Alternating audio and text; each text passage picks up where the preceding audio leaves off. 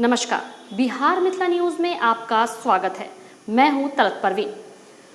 दरभंगा ही नहीं, अब देश के विभिन्न कोने में रहने वाले दरभंगा के निवासियों के लिए मिथिला मंच न्यूज का यह बड़ा प्रयास सफल हो रहा है, क्योंकि अब राज्य से बाहर के लोग फोन करके जानना चाहते हैं कि दरभंगा में विभिन्न विभागों के डॉक्टर से कैसे, कब और कहां इलाज कराएं। तो लगता है कि हमारा यह मिशन सफल हो गया और आज इसी के क्रम में हम आपको दिखाते हैं रामकृष्ण अर्थो आश्रम के वरीय doctor R K. Prasad. Doctor R K. Prasad associate professor हड्डी विभाग दरभंगा DMCH में है, जो हड्डी, नस, जोड़, पोलियो, लकवा एवं गठिया रोग के विशेषज्ञ हैं। देखिए एक रिपोर्ट। यह अस्पताल 1999 से चल रहा है और इसकी स्थापना हमने ही की थी। हमने 1976 से मैं पटना से MBBS किया।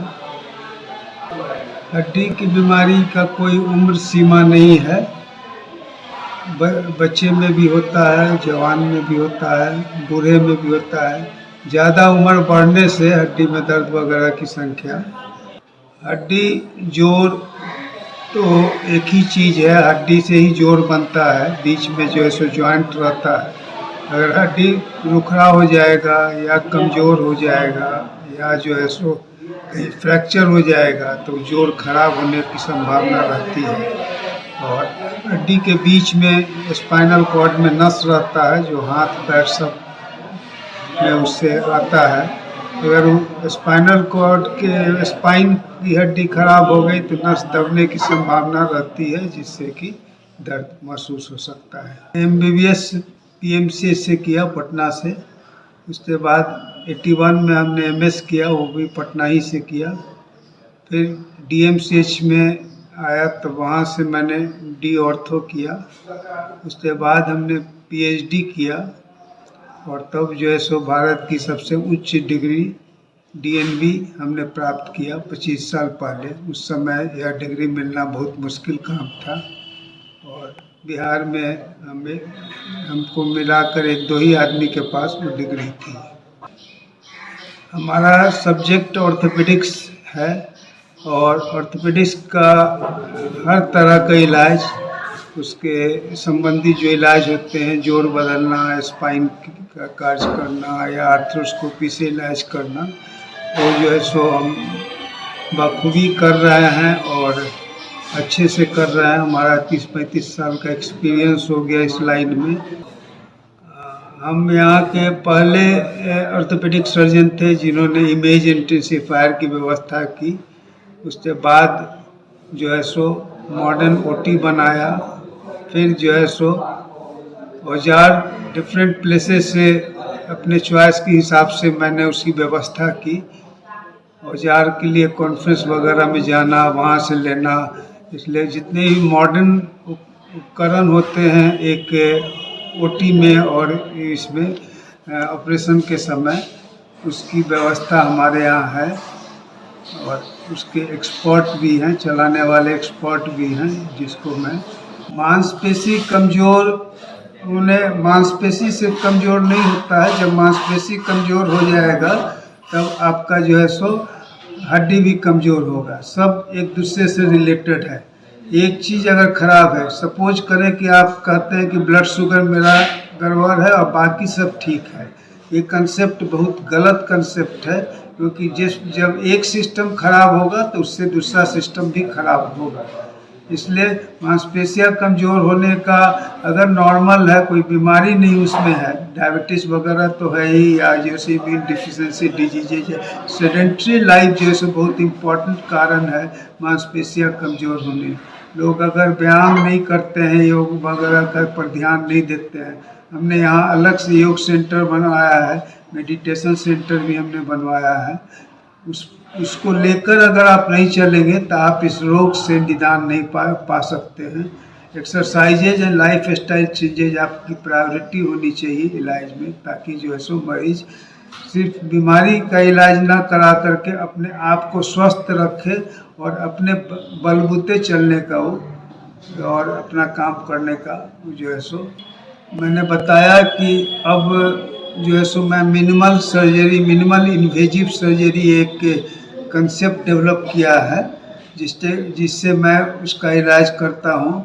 और इसमें इमेज इंटेंसिफायर की ज़रूरत पड़ती है। इमेज इंटेंसिफायर में इमेज देखते हुए कम से कम चीरा लगाकर काम करने का मैं प्रयास करता हूँ, जिसका रिजल्ट काफ़ी अच्छा होता है। जितना चीरा लगाएंगे उतना ही जो है सो उसमें दिक्कत होगी, उसमें कॉम्प्लिकेशन का चांसेस होगा। उतना ही नहीं, हम लोग जब पढ़ते थे आज से 20-25 साल पहले, तो उसका इलाज था कि प्लास्टर कीजिए, हड्डी को बैठा दीजिए और मरीज़ ठीक हो जाता था। प्लास्टर करने पर अगर हड्डी नहीं जुटा तभी ऑपरेशन होता था। आज फिर उसी कंसेप्ट पर लोग आ रहे हैं, लोग इस चीज़ को डेवलप कर रहे हैं। इस चीज़ को जब कॉम्प्लिकेशंस होने लगा ऑपरेशंस का, तो लोग कहने लगे कि पहले का इलाज जो है सो काफ़ी अच्छा था। और आज फिर वही कंजर्वेटिव ट्रीटमेंट जिसको हम कहते हैं, कंजर्वेटिव ट्रीटमेंट पर लोग आने लगे हैं। मैं इसका फ़ैन हूँ। मैं तभी ऑपरेशन करता हूँ जब बिना ऑपरेशन का वो संभव नहीं हो पाता है। हमारे यहाँ तो हड्डी का इलाज, कोई भी बीमारी हड्डी का हो उसका इलाज होता है। लकवा का इलाज होता है। उसके बाद जो है सो हमारे दामाद न्यूरो सर्जन हैं, तो न्यूरो सर्जरी की इलाज हो रही है। बेटी हमारी गायनेकोलॉजिस्ट है, तो उस विंग को मैं डेवलप कर रहा हूँ। एक बेटी हमारी स्किन स्पेशलिस्ट है, तो उसको भी मैं डेवलप कर रहा हूँ। और पीडियाट्रिक जनरल सर्जरी सबकी व्यवस्था जो है सो कर रहा हूँ। और उसका भी इलाज जो है सो डिफरेंट विभाग के स्पेशलिस्ट से करवा रहा हूँ। और सबसे बड़ा योगदान हमारा समाज पर है कि होलिस्टिक अप्रोच से मैं बीमारियों का इलाज करता हूँ। हड्डी का इलाज टूटने फूटने का तो सब लोग कर लेते हैं, लेकिन जहाँ ऑर्थोपेडिक संबंधी बीमारी होता है, जैसे डायबिटीज़ के कारण प्रॉब्लम हो गया या थायराइड के कारण प्रॉब्लम हो रहा है, इसमें लोग चुप करते हैं, सिर्फ दवा देकर छोड़ देते हैं ज़्यादा लोग, जो कि जिससे उसका इलाज नहीं हो पाता है। हाँ, थोड़ी राहत जरूर मिल पाती है। इलाज का हमारा मतलब है कि पूर्ण स्वस्थ हो जाए, पूर्ण रूप से स्वस्थ हो जाए, किसी बीमारी को न पकड़ के पूर्ण रूप से स्वस्थ करने की प्रक्रिया का उपाय मैं करता हूँ। इसके लिए हमारी टीम सब है, सब लोग को मैंने ट्रेनिंग दिया है, उस ढंग से काम हो रहा है। गठिया में हमारा बहुत बड़ा योगदान है। बहुत लोगों का हमने गठिया ठीक किया। बाहर से दूर से लोग हमारे पास उसके लिए आ रहे हैं। आपके वहाँ क्या क्या सुविधा उपलब्ध है मरीजों को लेके? हमारे यहाँ रहने की समुचित व्यवस्था है। एक कैंटीन की व्यवस्था भी है। कैंटीन को हम लोग जो है सो एक हेल्दी फूड हैबिट्स के लिए ट्रेनिंग भी देते हैं। एक्सरसाइजेज का है, मेडिटेशन सेंटर्स हमने बनाया है। हमने जो है सो योग का व्यवस्था किया है। वीकली उसका जो है सो संडे को हम लोग ट्रेनिंग देते हैं। और उसके बाद जो है सो ऑपरेशंस वगैरह में जो भी ऑपरेशन जो है सो यहाँ पहले संभव नहीं था, उस ऑपरेशंस को भी हम लोग कर रहे हैं। जॉइंट रिप्लेसमेंट वगैरह सब हो रहा है। हमारे यहाँ अभी 8 डॉक्टर्स हैं, 8 डॉक्टर्स की टीम है। पैरामेडिकल 16 हैं और नर्सेज जो है सो 5 हैं। इंश्योरेंस वाले लोग आते हैं, उनका इलाज मैं करता हूँ। वो फिर फॉर्म वगैरह भरवा करके हमसे ले जाते हैं और अपना पैसा वो लेते हैं। 100 रुपये। DMCH में जब ड्यूटी थी, DMCH में मैं 85 से लेकर 2021 तक मैं रहा, 35-36 साल। कठिनाइयाँ तो बहुत थी, लेकिन उस कठिनाइयों को हमने अपने ढंग से सॉल्व किया। अपने जूनियर कलीग को हमने काफ़ी इंकरेज किया, उनको सिखाया, पढ़ाया, इसलिए उन लोगों ने काफ़ी इंटरेस्ट लिया। और मिनिमम कॉस्ट में जो अस्पताल में अवेलेबल सामान है, कोशिश में हमारी वही रही कि उससे ही उसका काम हो जाए। और काम में हमने जो है सो एक सावधानी बरती। DMCH में अगर मरीज भर्ती हो जाता है तो आप देखेंगे कि 6-7 दिन बाद ज़्यादा मरीज भाग जाते हैं। तो मैं भर्ती करने के बाद 1-2 दिन में ही उसका काम कर देता था, नहीं तो उसको जो है सो समय दे देता था कि आप जो है सो 7 दिन बाद आकर भर्ती करें, ताकि उन्हें उस तरह का कष्ट न झेलना पड़े और लोग उन्हें बहका कर इधर उधर नहीं ले जाए। हमने हजारों ऑपरेशन किए, और हमको लगता है कि मोर देन 90% हमारा रिजल्ट जो है सो सक्सेसफुल रहा। उस विषम परिस्थिति में भी हमने काफ़ी लोगों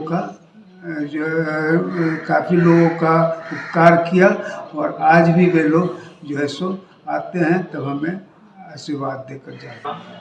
ये आपका बहुत बहुत धन्यवाद कि आपने इस तरह का कार्यक्रम अरेंज किया और मैं मरीजों को और दरभंगा वासियों को ही नहीं देशवासियों को मैं कहना चाहता हूँ कि अगर आपको ठीक रहना है, अगर आपको खुश रहना है तो सबसे पहला काम करें कि आप स्वस्थ रहें, बीमारी ना हो इसका जो है सो आप उपाय करें। हमारा आश्रम इसी के लिए प्रसिद्ध हुआ है और इसको लोग काफ़ी श्रद्धा से देखते हैं, क्योंकि बीमार पड़ने पर जो है सो आपकी गिंजन होना है आपको, और अगर गलत जगह चले गए तब you are going to be cheated. मैं स्पष्ट रूप से कहता हूं कि इस तरह के चीटिंग का सिस्टम जो है सो बहुत ज़्यादा डेवलप कर गया है, जिससे मरीजों को काफ़ी परेशानी हो रही है। इसलिए आपको अगर इससे बचना है तो आप जो है सो स्वस्थ रहने की प्रक्रिया करें। सरकार इतनी अस्पताल बना रही है वो ठीक है, लेकिन उससे ज़्यादा ज़रूरी है कि हम स्वस्थ रहें। पूरे मिथिलांचल में RK ऑर्थो आश्रम डॉक्टर RK प्रसाद के नाम से लोग जानते हैं और एक अच्छे इमेज के रूप में इसको जानते हैं। ये मदारपुर में, दरभंगा में मदारपुर में बच्चे वाला होली क्रॉस के बगल में है, नेशनल सिनेमा के पास में।